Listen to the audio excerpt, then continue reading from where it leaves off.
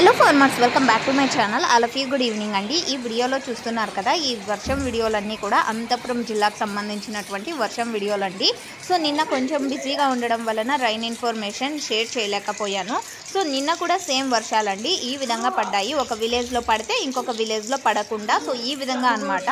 And Anantapuram జిల్లా మొత్తం క్లౌడీగా ఉండడం అండ్ ఒక్కొక్కసారి ఒక్కొక్క విలేజ్లో వర్షం పడడం, సో ఈ విధంగా ఉందండి.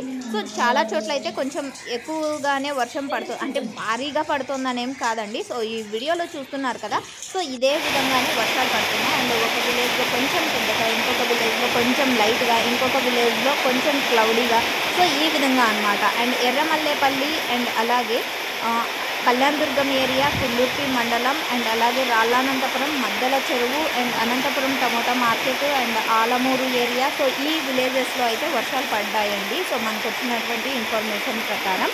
అండ్ మీరున్న ప్లేసెస్లో ఏ విధంగా ఉన్నాయి అనేది కామెంట్ సెక్షన్లో తెలియచేయండి. తెలియని ఫార్మర్స్ అన్న వాళ్ళతో పాటు నేను కూడా తెలుసుకుంటాను.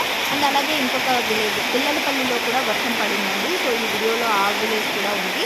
సో ఓకే ఫ్రెండ్స్, ఇదండి ఇన్ఫర్మేషన్. న్యూస్ అయితే ప్లీజ్ లైక్ చేయండి. అండ్ చాలా చోట్ల అయితే భారీ వర్షాలు పడుతున్నాయండి.